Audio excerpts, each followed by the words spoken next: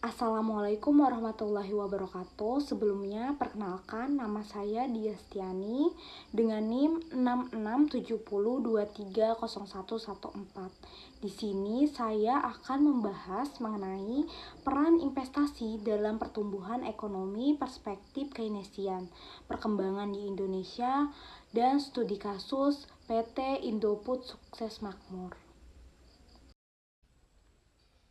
Pertama, kita bahas mengenai teori investasi menurut Keynesian. Menurut John Maynard Keynes, investasi merupakan salah satu komponen utama pengeluaran agregat yang sangat menentukan tingkat output dan inflasi dalam perekonomian. Keynes menekankan bahwa faktor utama yang mempengaruhi investasi bukan hanya suku bunga, melainkan ekspektasi pelaku usaha terhadap masa depan. Mekanismenya sederhana. Jika jumlah uang beredar meningkat, maka suku bunga akan turun. Turunnya suku bunga ini mendorong peningkatan investasi yang kemudian menaikkan permintaan agregat, meningkatkan produksi dan akhirnya menciptakan lebih banyak lapangan kerja. Selanjutnya, Keynes memperkenalkan konsep penting yaitu marginal efficiency of capital, yaitu tingkat keuntungan yang diharapkan dari investasi tambahan. Investasi akan terus dilakukan selama tingkat keuntungan ini lebih tinggi daripada tingkat bunga.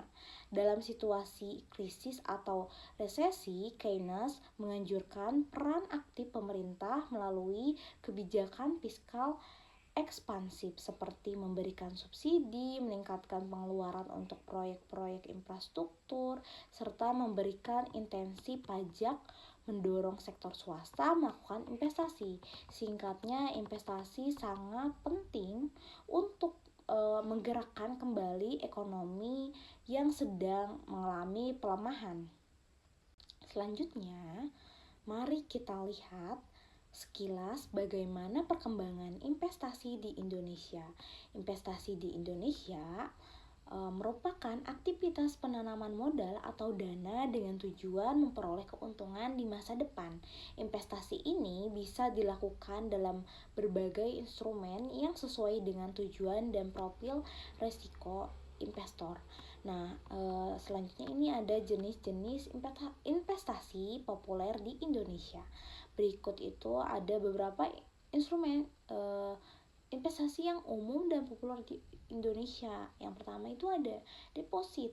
Jadi produk simpanan berjangka dengan risiko rendah dan bunga lebih tinggi dibandingkan tabungan biasa.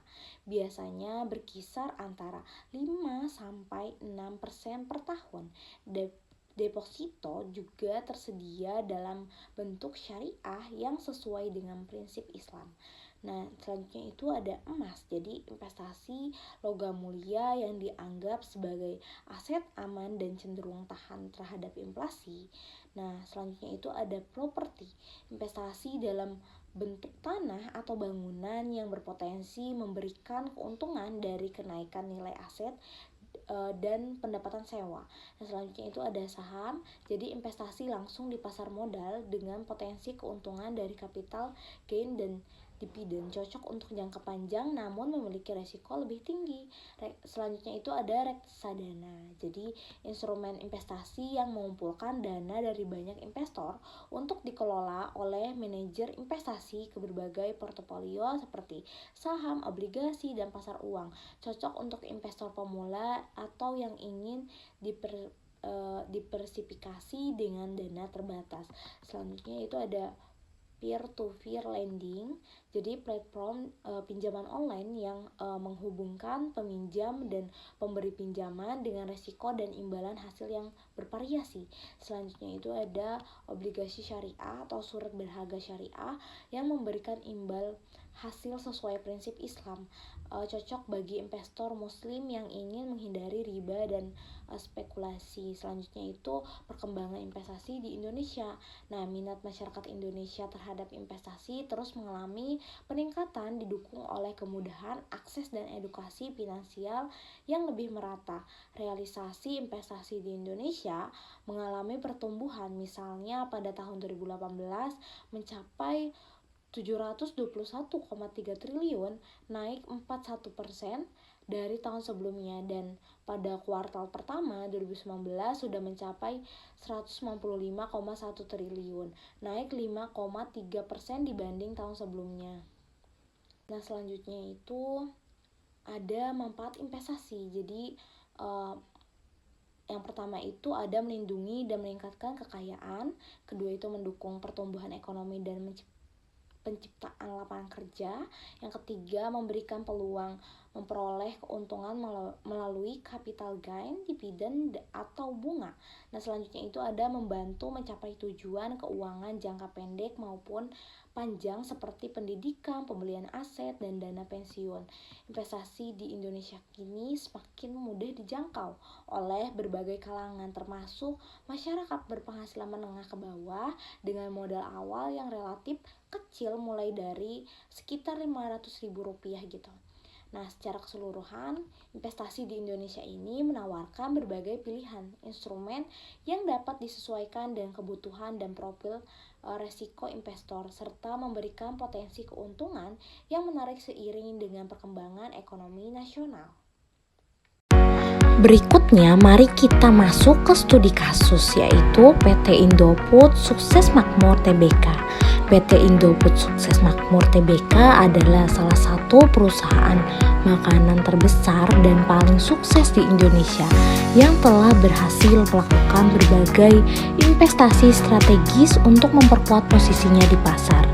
Nah, selanjutnya itu ada profil dan investasi utama PT Indofood Sukses Makmur Tbk. Nah, Indofood ini awalnya berdiri sebagai perusahaan makanan ringan pada tahun 1990 dan kemudian mengubah namanya menjadi PT Indofood Sukses Makmur Tbk pada tahun 1994 serta mencatatkan sahamnya di Bursa Efek Indonesia. Perusahaan ini melakukan ekspansi dan akuisisi di berbagai sektor seperti perkebunan, agribisnis, distribusi, pabrik, penggilingan gandum atau bogasari, dan perkapalan atau PT Pelayaran Tahta Bahtera antara tahun 1995 hingga 2005 yang membantu memperkuat rantai pasok dan diversifikasi bisnisnya. Produk andalan Indofood adalah mie instan Indomie yang telah diakui secara global sebagai salah satu mie instan terenak di dunia pada tahun 2012. Nah, selanjutnya itu ada keberhasilan investasi dan kinerja keuangan. Nah, Indofood ini memiliki fundamental keuangan yang kuat dengan rasio likuiditas, profitabilitas, dan market value yang baik, menjadikannya pilihan investasi yang menarik di era industri 4.0 menurut Rahayu dan Munir pada tahun 2018. Perusahaan mampu beradaptasi dengan teknologi terbaru dan inovasi produk sehingga dapat mempertahankan permintaan produk yang stabil bahkan dalam situasi krisis atau bencana di mana produk seperti Indomie ini banyak dibutuhkan sebagai bantuan pangan. Nah, dari sisi pasar modal, saham Indofood ini termasuk kategori blue chips yang rutin membagikan dividen dengan rata-rata pembagian sekitar 50% dari laba bersih. Pada tahun 2023, Indofood mencatatkan penjualan bersih sebesar 83,88 triliun dengan pertumbuhan 3,79% dan laba bersih sebesar 7,8 triliun naik 52,45%. Laba per saham juga meningkat signifikan dari 529 menjadi 807 per saham. Kapitalisasi pasar Indofood saat ini mencapai sekitar 65,63 triliun dengan imbal hasil dividen sekitar 3,57% menunjukkan daya tarik investasi yang kuat bagi investor. Analisis risiko dan return saham Indofood menunjukkan tingkat risiko yang semakin stabil dan return yang menguntungkan selama periode 2019 sampai 2023 menandakan kinerja keuangan perusahaan yang sehat dan prospek investasi yang baik. Nah, investasi PT Indofood Sukses Makmur Tbk di Indonesia ini berhasil karena perusahaan ini memiliki strategi diversifikasi bisnis yang kuat, inovasi produk yang berkelanjutan, dan pengelolaan keuangan yang baik. Produk unggulan seperti Indomie serta kemampuan perusahaan beradaptasi dengan era industri 4.0 menjadikan Indofood ini sebagai salah satu perusahaan makanan dan minuman yang paling stabil dan menguntungkan di pasar Indonesia, sekaligus pilihan investasi yang menarik bagi para investor.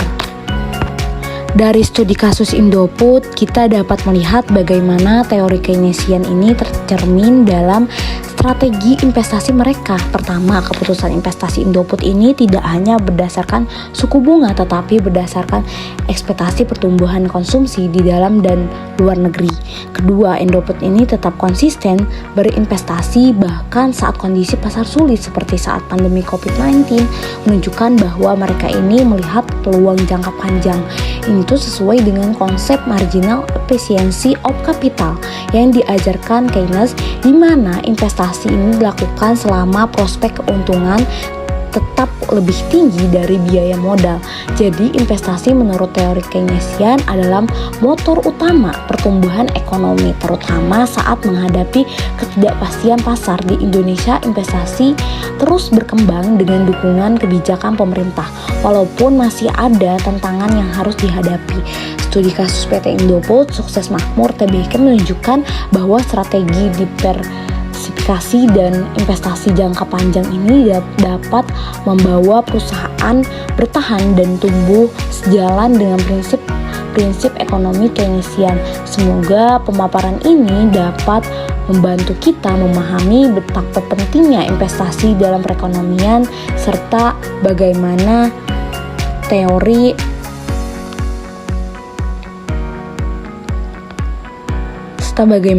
Keynesian ini tetap relevan hingga saat ini. Terima kasih atas perhatiannya. Wassalamualaikum warahmatullahi wabarakatuh.